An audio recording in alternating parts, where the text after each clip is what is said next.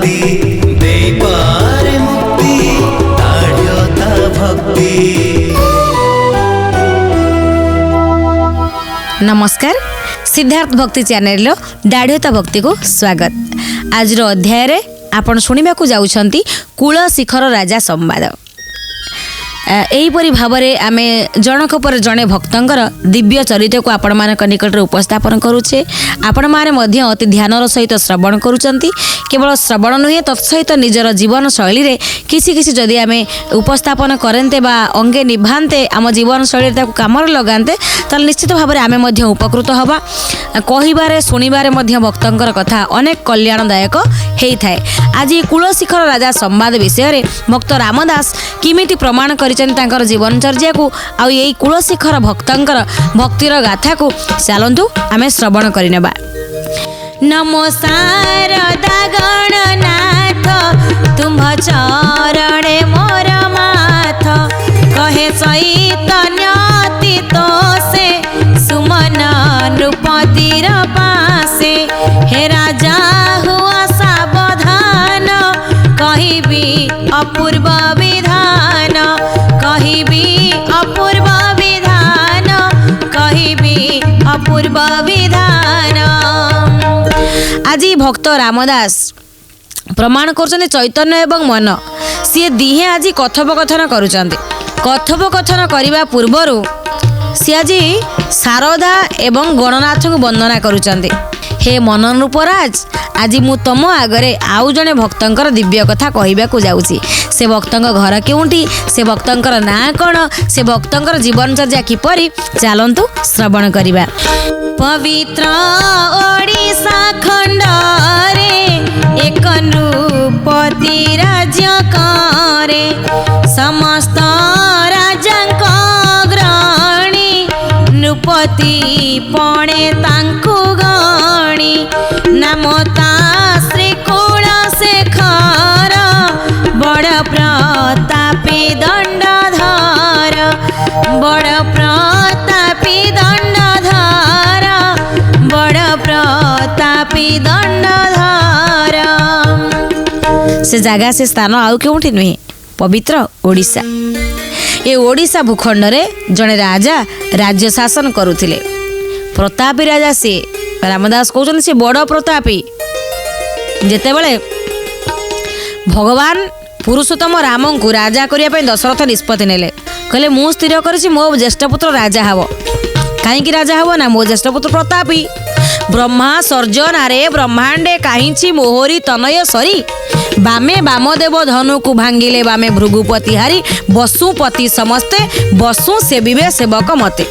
मो पुओ कहीं राजा हब ना, ब्रह्मा सर्जनारे ब्रह्मांडे काहींची ब्रह्मांकर सृष्टि रे ब्रह्मांड रे आउ कहीं जने अच्छी मोहरी तनय सरी मो पुओटा भलिया पुओटा आउ ब्रह्मा कौन ब्रह्मांड रे तैयारी करछंती कि। बामे भृगुपति भृगु परशुराम कर दर्प को जे खंडन कले बसुपति समस्ते बसु सेविबे सेवक मते। मो पुओटा राजपदरे बसु बसु बसुपति समस्ते बसु कहले पृथ्वी पति कहले राजा समस्त पृथ्वीपति समस्त राजा माने बसु सेविबे सेवक मते। मो पुओ को सेवकपण सेवा करिवे। राजसिंहासन खाली मो पुओटा बसु बसु पृथ्वीर सबु राजा महाराजा ताको सेवकपण सेवा करिवे। तेणु मो पुओ भले पुओटा आउ कहार नाही। ठीक सेही परि भाव में रामदास कहउचंदी आउ किए अछि ए जो राजा जी कूल शिखर ओडिशा भूमि रे दिव्य राजा प्रचंड प्रभावशाली राजा सतेअबा सबु राजांकर मौड़मणि रूपरे से शोभा पाउचंदी। सबु राजा तांकर करद राजा रूपरे हाथ टेकुचंती मुंडिया मारुचंती। आउ कोन तांको विषय रे रामदास विशद विवरणी देइचंती चलंतु सुनि नबा।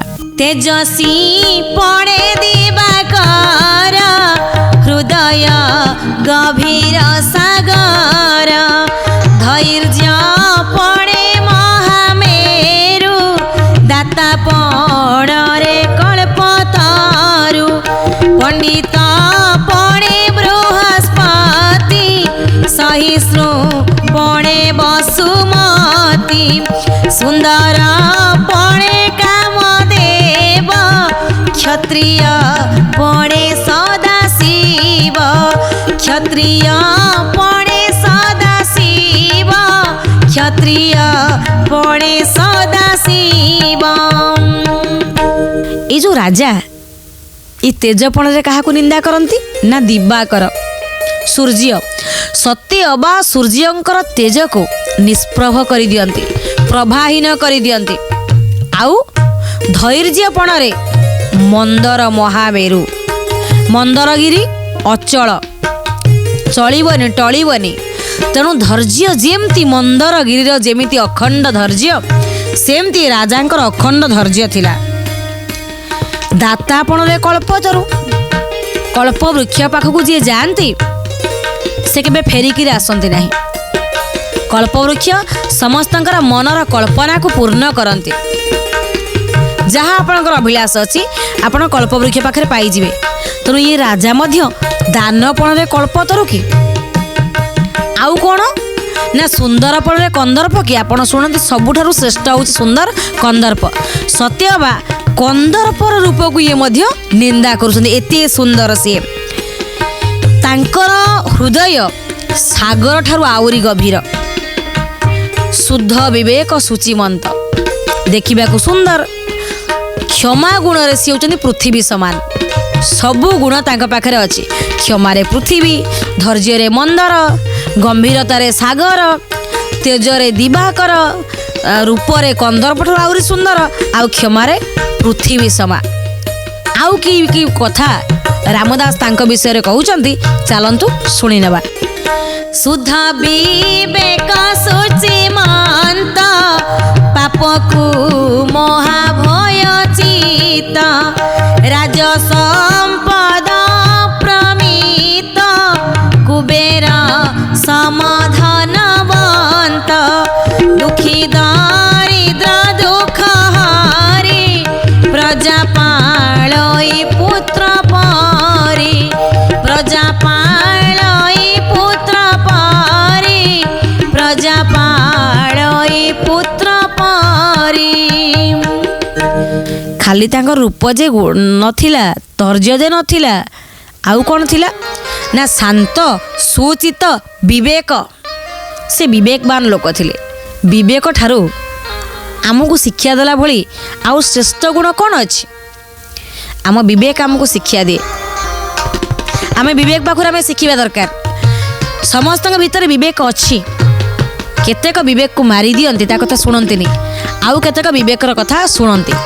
राजांक पाखरे विवेक थिला से सुशीमंत थिले पवित्र थिले तांका पाखरे पवित्रता थिला दिव्य चिंतन मध्य थिला आउ प्रजांकर समस्त दुख को से दूर करी तांको आनंदर सहित पालन करुथिले। तांका पाखे रूप थिला गुण मध्य थिला आउ सी बड़ विवेकी। आउ की गुण राजांक पाखरे थिला चलंतु सुनि नेबा।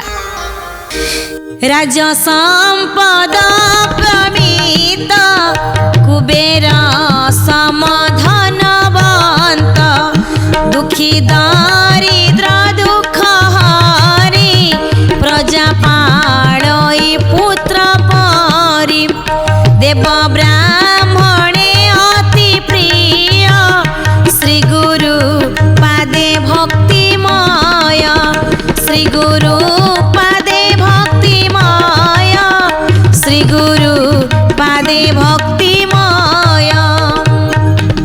राजांकर संसार रे काहा कोई भय नथिला केवल जन को भय थिला।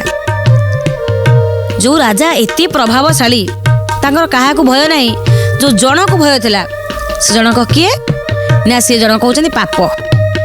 राजा कुलशिखरंकर पाप को भय थिला देव ब्राह्मण को से सम्मान दउथिले आउ गुरुंकर पाद तले तांकर प्रगाढ़ भक्ति थिला। आउ की गुण तांका पाखर थिला चलंतु सुनिबा।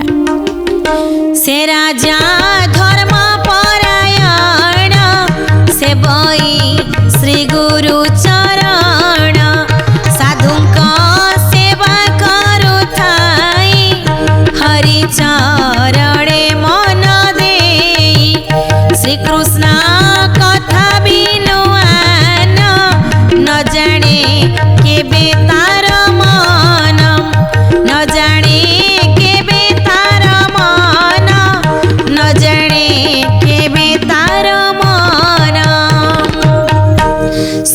पादरे भक्ति राजांकर गुरुंकर पादरे भक्ति थिला गुरुंक पादर से भक्ति थिले करुथिले देव विप्र को सम्मान दउथिले राधा कृष्णंकर नाम छड़ा श्री कृष्णंकर नाम बिना अन्य कौनसी कथारे तांकर मुंड जाउ नथिला तांकर मन को तांकर विवेक को तांकर बुद्धि को से कृष्ण प्रेम रे ही लीन करूथिले आ श्री गुरुंकर पादर तांकर प्रगाढ़ भक्ति थिला आउ कौन कौन राजा पाखरे थिला चलंतु शुणी नेबा श्री हरि जन्मार सपूर्ण निरते पठन श्रवण सर्वदा काले सुचिमंत सत्य वचन दृढ़ मत एमंत राजा एक दिन विजय रत्न सिंहासन सैन्य शांति पटुआरी गजतुरंग अधिकारी गजतुरंग अधिकारी गजतुरंग अधिकारी राजा भगवान जेते जेते थर मर्त्य को लीला करिया पई आसीचंती तांकरी जन्म कथा तांकरी लीला कथा निजे पाठ करती अन्य किए पाठ कले मध्य भक्ति रे से शुणती दिनकर घटना राजा कुलशिखर राजसिंहासन में बसचंती से एका बसी नांती पूर्ण रूप से राजकीय आभिजात्य नहीं बसीचंती सैन्य सामंत परिचारी समस्ते अछंती राजसभा रे राजा बसीचंती एही समय रे कौन हेइछि राजा तो बसिले चलंतु शुणिबा कौन घटना घटिछि सभा मंडाई नृपराण करियछंती बेहरण साधु वैष्णव अधिकारी विप्र सन्यासी ब्रह्मचारी देशी विदेशी संसारे समस्ते गोष्ठी एही ठारे समस्ते गोष्ठी एही ठारे समस्ते गोष्ठी एही ठारे सभारे बसिछंती से तो साधु मानकर प्रिय देवतांकर प्रिय ब्राह्मणंकर प्रिय तेणु विप्र सन्यासी माने हठात राजांक दरबार आसी पहुँचिले राजा बसिछंती तांकु देखि से सम्मान देले देव ब्राह्मण को देखा करिबा दर्शन करिबा ए बड़ा पुण्यर कथा जेतेबेले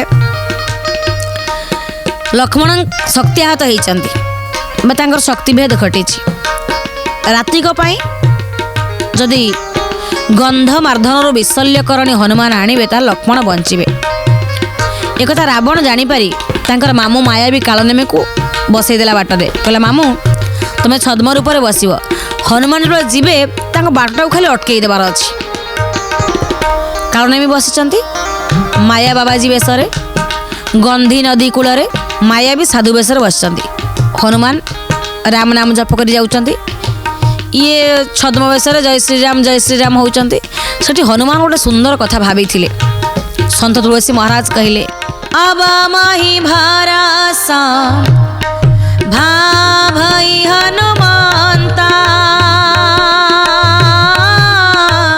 बिनु हरि कृपा मिलाई नहीं संता राम सिया राम जय जय राम राम सिया राम जय जय राम हनुमान भाविले बिनु हरि कृपा मिलई नहीं संता हरिंकर बिना कृपा हेले बा कृपा नहेले आमे संत दर्शन करि परुना जदि आमे संत दर्शन करूचे जानुचे जे आमर हरिंकर कृपा अछि आमे संत दर्शन करूचे आज जेतबे राजा बसिचंदी राजा दरबार रे साधु संत माने आसी पहुंची गले राजा मध्य सही कथा भाविले प्रभुंकर कृपा हैला मु साधु संत दर्शन कली आउ कोन भाबुचंती राजा कुलशिखर बा आगो घटना कौन है चलतु आम शुणी नेबा देशी विदेशी संसारे समस्ते गोष्ठी एही ठारे श्रीहरि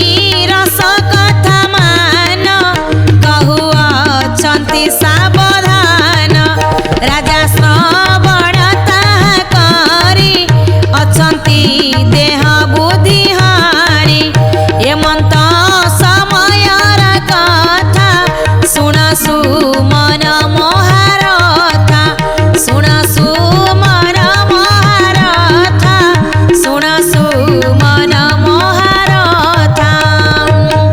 ସାଧୁମାନେ ଯେତେବେଳେ ଆସି ପହଞ୍ଚିଲେ ରାଜା ନମ୍ରତାର ସହିତ ତାଙ୍କୁ ଆସନରେ ଉପବେଶନ କରାଇଲେ।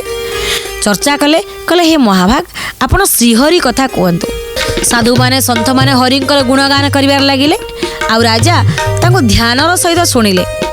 ସତେ ଅବା ରାଜାଙ୍କର କ'ଣ ସମାଧି ହେଇଯାଉଛି କି? ରାଜା ବିହଳିତ ହେଇଯାଇଛନ୍ତି ଭଗବାନଙ୍କ କଥା ଶୁଣି। ଠିକ୍ ଏହି ସମୟରେ ଗୋଟେ ଘଟଣା ଘଟିଛି। ରାଜା ତ ବିହଳିତ, ସୈନ୍ୟ ସାମନ୍ତ ସମସ୍ତେ ଅଛନ୍ତି, ଆଉ ରାଜାଙ୍କର ରାଜ୍ୟ କଥା ମନେ ନାହିଁ, ସବୁକିଛି ଭୁଲି ଯାଇଛନ୍ତି ଶ୍ରୀହରିଙ୍କର କଥା ଶୁଣି। ଏ ସମୟରେ କ'ଣ ଘଟଣା ଘଟିଛି ଚାଲନ୍ତୁ ଶୁଣିବା। ଶ୍ରୀ ଗୁରୁ ଦେବତାଙ୍କର ବିଜୟ କଲେ ସେହି ଠାର, ଦେଖି ସେ ରାଜା ଅତୀତ ସେ ମିଳିଲେ ଯାଇ ଗୁରୁ ପାଶେ। ସାଷ୍ଟାଙ୍ଗେ କରି ଦଣ୍ଡବତ ଉଠି କପାଳେ ଯୋଡ଼ି ହସ୍ତ, ଉଠି କପାଳେ ଯୋଡ଼ି ହସ୍ତ, ଉଠି କପାଳେ ଯୋଡ଼ି ହସ୍ତ। ରାଜା ହରିଙ୍କର କଥା ସାଧୁମାନଙ୍କ ମୁଖରୁ ଶୁଣିବା ସମୟରେ ତାଙ୍କ ଗୁରୁଦେବ ଆସିକି ପାଖରେ ପହଞ୍ଚିଗଲେ। ରାଜା ଉଠିଗଲେ ସିଂହାସନ ଉପରୁ, ଗୁରୁଙ୍କୁ ପ୍ରଣାମ କଲେ, କୃତାଞ୍ଜଳି ପୁଟରେ ସାଷ୍ଟାଙ୍ଗ ପ୍ରଣାମ କଲେ। କାରଣ ବିଶ୍ୱରେ ଆଦ୍ୟ ପ୍ରଣମ୍ୟ ହେଉଛନ୍ତି ଗୁରୁ। ଆପଣ ଯେକୌଣସି କାର୍ଯ୍ୟ ଆରମ୍ଭ କରନ୍ତୁ, ଆଗ ଗୁରୁଙ୍କୁ ସ୍ମରଣ କରିବେ। ଆପଣ ଦେବ ପୂଜା ଆରମ୍ଭ କରନ୍ତୁ, ଆଗ ଗୁରୁଙ୍କୁ ସ୍ମରଣ କରିବେ। ତେଣୁ ରାଜା ଯେତେବେଳେ ଦେଖିଲେ ମୋର ବଡ଼ ସୌଭାଗ୍ୟ, ମୋ ଦରବାରରେ ମୋ ଗୁରୁ ଆସି ପହଞ୍ଚି ଯାଇଛନ୍ତି, ଉଠି ଯାଇକରି ସାଷ୍ଟାଙ୍ଗ ଦଣ୍ଡବତ କରିଦେଲେ। ଯେ ରାଜା କୁଳଶିଖର ସିଂହାସନରେ ଉପବେଶ କରିଥିବା ସମୟରେ ସାଧୁସନ୍ଥମାନେ ବସିଛନ୍ତି, ତାଙ୍କ ମୁଖରୁ ହରିଙ୍କର କଥା ଶ୍ରବଣ କରୁଛନ୍ତି। ଠିକ୍ ସେହି ସମୟରେ ତାଙ୍କ ଗୁରୁ ଆସି ପହଞ୍ଚିଗଲେ। ରାଜା ଉଠିଗଲେ, ସାଷ୍ଟାଙ୍ଗ ଦଣ୍ଡବତ କଲେ, ଗୁରୁଙ୍କୁ ଅଭ୍ୟର୍ଥନା କଲେ, ପ୍ରଣାମ ଜଣାଇଲେ। ଆଉ କ'ଣ କହିଲେ ଚାଲନ୍ତୁ ଶୁଣିବା। ଅତି ବିନୟ ଭାବ ହୋଇ ଆସନେ ଗୁରୁଙ୍କୁ ବସାଇ, ଦେଖି ସେ ନୃପତିର ଭାବ ଆସନେ ବସି ଗୁରୁଦେବ। ରାଜାଙ୍କୁ ବସ ବୋଇଲେ ଶୁଣି ନୃପତି ବିଜେ କଲେ। ଶ୍ରୀ ଗୁରୁ ଆଜ୍ଞା ପାଇ ବସି ପୁଣି ଶ୍ରୀ ହରି ଭାବେ ରସି, ପୁଣି ଶ୍ରୀ ହରି ଭାବେ ରସି, ପୁଣି ଶ୍ରୀ ହରି ଭାବେ ରସି। ଗୁରୁଙ୍କୁ ଦିବ୍ୟ ଆସନରେ ବସାଇ ଦେଲେ, ଆଉ ନିଜେ ଠିଆ ହେଲେ। ଗୁରୁ ବସି ସାରିବା ପରେ ରାଜାଙ୍କୁ କହିଲେ, ପୁତ୍ର ବସ। ଗୁରୁ ଗୁରୁଜନ ଆସନ୍ତୁ, ଆପଣ ଯଦି ଆସନରେ ଠିଆ ହେଇଥିବେ ବା ବସିଥିବେ ଆପଣ ଉଠି ପଡ଼ିବେ। ଗୁରୁଜନଙ୍କୁ ଦେଖିଲେ ଆସନରେ ବସିବେ ନାହିଁ। ଯଦି ଶୟନ କରିଥିବେ କେହି ଗୁରୁ ଗୁରୁଜନ ସେ ମନ୍ଦିର ଭିତରକୁ ପ୍ରବେଶ କଲେ ଆପଣ ଶୋଇବେ ନାହିଁ, ଉଠି ପଡ଼ିବେ। ତେଣୁ ରାଜା ମଧ୍ୟ ଦେଖିଲେ ଗୁରୁଦେବ ଆସି ପହଞ୍ଚନ୍ତି, ଉଠି ପଡ଼ିଲେ ସାଙ୍ଗେ ସାଙ୍ଗେ। ଇଏ ହେଉଛି ସଂସ୍କାର। ଏ ସଂସ୍କାରଟା ରହିବା ଦରକାର। ଠିଆ ହେଇ ପଡ଼ିଲେ, ପ୍ରଣାମ କଲେ, ଗୁରୁ ଆସନରେ ବସିଲେ। ତାପରେ ରାଜାଙ୍କୁ କହିଲେ, ପୁତ୍ର ବସ। ରାଜା ଯାଇକରି ବସିଲେ। ଗୁରୁଜନ ନ କହିବା ପର୍ଯ୍ୟନ୍ତ ଆପଣ ବସିବେ ନାହିଁ। ଇଏ ହେଉଛି ଗୋଟେ ସଂସ୍କାର। ଆମର ମହାପ୍ରଭୁ ଜଗନ୍ନାଥଙ୍କର ଯେଉଁ ସେବା ଅଛି, ଏ ସେବା ଭିତରେ ଗୋଟେ ସଂସ୍କାରମୂଳକ ସେବା ଅଛି, ପ୍ରତିହାରୀ ସେବା। ଏ ପ୍ରତିହାରୀ ସେବା କ'ଣ ନା, ଆପଣ ଦେଖୁଥିବେ ଆମେ ଯେତେବେଳେ ଛୋଟ ଥିଲୁ, ଆମ ଘରକୁ ଅତିଥି କିଏ ଆସିଲେ ଆମେ ଯାଇକି ତାକୁ ମୁଣ୍ଡିଆ ମାରୁଥିଲୁ ଦୁଆର ମୁହଁରୁ। ସେ ଦୁଆର ମୁହଁରେ ପହଞ୍ଚିବା ସମୟରେ ଆମେ ଜାଣିଲୁ ତ ମୁଣ୍ଡିଆ ମାରୁ, ତାଙ୍କୁ ହାତ ଦେଖେଇକିରି ଆମେ ଆଗରେ ନଈ ନଈକିରି ହାତ ଦେଖେଇକି ଚାଲିକି ଆସୁ। ଏବେ ମଧ୍ୟ ସ୍ପଷ୍ଟ ମନେ ପଡ଼ିଯାଉଛି ସେ ପିଲାଦିନର କଥା। ଏ ସେବାଟା ହେଉଛି ପ୍ରତିହାରୀ ସେବା। ତାଙ୍କୁ ହାତ ଦେଖେଇକିରି ନଈ ନଈକିରି ଘରକୁ ପାଛୋଟି ଆଣିବା। ଯେତେବେଳେ ଭଗବାନ ପୁରୁଷୋତ୍ତମ ରାମ ଯାଉଛନ୍ତି ମିଥିଳା କଟକକୁ, କୈବର୍ତ୍ତ ଗଙ୍ଗା ଜଳରେ ପାଦ ଧୋଇଛି। ଖାଲି ସେତିକି ନୁହେଁ, ପ୍ରତିହାରୀ ପଣରେ ମଣାଇ ବସାଇ। ଆଉ କେମିତି ଭଗବାନଙ୍କୁ ନାବରେ ବସେଇଛି ନା, ପ୍ରତିହାରୀ ପଣରେ ବସେଇଛନ୍ତି। ତାଙ୍କ ଆଗେ ଆଗେ ନଈ ନଈକିରି ହାତ ଦେଖେଇ ଦେଖିକିରି ନାଁରେ ବସେଇଛନ୍ତି। ଇଏ ହେଉଛି ସଂସ୍କାର, ଇଏ ହେଉଛି ଅତିଥି ସେବା, ପ୍ରତିହାରୀ ସେବା। ତେଣୁ ଏଇ ଯେଉଁ ସେବାର ସଂସ୍କାର ଆମମାନଙ୍କ ଭିତରେ ରହିବା ଦରକାର। ରାଜା ଠିଆ ହୋଇଛନ୍ତି, ବସୁନାହାନ୍ତି। ଗୁରୁ ବସି ସାରିବା ପରେ ରାଜାଙ୍କୁ ନିର୍ଦ୍ଦେଶ ଦେଲେ, ତୁମେ ବସ। ତାପରେ ସେ ବସିଲେ। ଆଉ କ'ଣ ଘଟଣା ଘଟିଛି ଚାଲନ୍ତୁ ଶୁଣିବା। ଏମନ୍ତ ବେଳେ ମାଛି ଗୋଟି ଉଡ଼ି ଆସିଲା ସେ ଚହଟି ବସିଲା ରାଜାର କପାଳେ ରୁଧିର ପିଏ କୁତୁହଳେ ରାଜା ସୁଖ ଭାବ ହୋଇ ଶ୍ରୀହସ୍ତେ ଦେଲେ କଉଡ଼ାଇ ଶ୍ରୀହସ୍ତେ ଦେଲେ କଉଡ଼ାଇ ଶ୍ରୀହସ୍ତେ ଦେଲେ କଉଡ଼ାଇ। ରାଜା ବସିଲେ। ରାଜା ଯେଉଁ ଗୁରୁଙ୍କୁ ପ୍ରଣାମ କଲେ ତାଙ୍କର ପାଦ ଧୂଳି ଆଣିକିରି ମୁଣ୍ଡରେ ମାରିଥିଲେ। ଆମେ ମାରୁ ପାଦ ଧୂଳି ଆଣିକିରି ଗୁରୁଜନଙ୍କର କପାଳରେ ମାରୁ। ରାଜା ମଧ୍ୟ କପାଳରେ ମାରିଥିଲେ। ବସିଛନ୍ତି। ହଠାତ୍ କେଉଁଠି ମାଛିଟାଏ ଥିଲା ଉଡ଼ି ଆସିଲା ରାଜାଙ୍କ କପାଳରେ ବସିଲା। ଠିକ୍ ସେଇ ଜାଗାରେ ବସିଲା ଯେଉଁ ଜାଗାରେ ରାଜା ଶ୍ରୀଗୁରୁଙ୍କର ଆଶୀର୍ବାଦର ରଜ ବା ଧୂଳି ଲଗେଇଛନ୍ତି। ସେଇ ଜାଗାରେ ବସି ରକ୍ତ ପିଇବାରେ ଲାଗିଲା। କିଛି ସମୟ ବସିବା ପରେ ରାଜାଙ୍କୁ ରାଜା ଅନୁଭବ କଲେ ତାଙ୍କର ଇନ୍ଦ୍ରିୟ ଦ୍ୱାରା ଯେ ଏଠି ଗୋଟେ ମାଛି ବସିଛି ବୋଲି। ରାଜା କ'ଣ କଲେ ତାକୁ ହାତ ମାରି ଘଉଡ଼େଇ ଦେଲେ। ଘଉଡ଼େଇ ଦେଲେ ସିନା, କିନ୍ତୁ ଏ କଥା ଛୋଟ ଲାଗୁଥିଲେ ମଧ୍ୟ ଏହା ବହୁତ ବଡ଼ କଥା। ଏଇ ଛୋଟିଆ କଥା ଭିତରେ ଗୋଟେ ବଡ଼ ଘଟଣା ଯୋଡ଼ି ହେଇଗଲା। କ'ଣ ହେଲା ଚାଲନ୍ତୁ ଶୁଣିବା। ଲଲାଟେ ଶ୍ରୀହସ୍ତ ବାଜିଲା ମାଛି ତ କ୍ଷଣେ ଉଡ଼ିଗଲା କପାଳୁ ଦଣ୍ଡବତ ଧୂଳି ଝଡ଼ି ପଡ଼ିଲା ମହିସ୍ଥଳୀ ତା ଦେଖି ଗୁରୁଦେବ ହସି ମଥା ପୋତିନ ମୌନେ ବସି ତାହା ଜାଣିଲେ ନୃପମଣି ସେତ ବିବେକ ଚୂଡ଼ାମଣି ସେତ ବିବେକ ଚୂଡ଼ାମଣି ସେତ ବିବେକ ଚୂଡ଼ାମଣି। ରାଜାଙ୍କର କର ସ୍ପର୍ଶରେ ମଥାରୁ ଆଶୀର୍ବାଦର ଦଣ୍ଡବତର ଧୂଳି ଖସି ପଡ଼ିଲା। ଏକଥା ଗୁରୁ ଜାଣିଲେ। ସେ ସଭାସ୍ଥଳେ ଧୂଳି ପଡ଼ିଗଲା, ମହିସ୍ଥଳରେ ପଡ଼ିଗଲା। ଗୁରୁଦେବ ଜାଣିଲେ। ଟିକିଏ ମୁରୁକି ହସି ବସିଲେ, ତଳକୁ ମୁହଁ ପୋତି ଦେଲେ। ରାଜା ତ ପରମ ବିବେକୀ। ରାଜା ଏକଥା ଜାଣିଦେଲେ।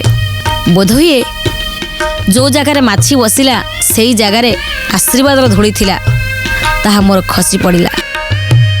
ରାଜା ଏଇ କଥା ଜାଣି ତାଙ୍କ ମନରେ କ'ଣ ପ୍ରତିକ୍ରିୟା ହେଉଛି ଚାଲନ୍ତୁ ଶୁଣିବା। ତକ୍ଷଣେ ଉଠି ଉଭା ହୋଇ ଜଣାନ୍ତେ ଗଦ ଗଦ ହୋଇ ମୁଖେ ମଳିନ କିନି ମତେ ଏକଥା ଆଜ୍ଞା ହେଉ ମତେ ଏକଥା ଆଜ୍ଞା ହେଉ ମତେ ଏକଥା ଆଜ୍ଞା ହେଉ ମତେ। ରାଜା କ'ଣ କଲେ ନା ଜାଣିକିରି ଗୁରୁଙ୍କ ପାଖରେ ଯାଇ ଠିଆ ହେଇଗଲେ।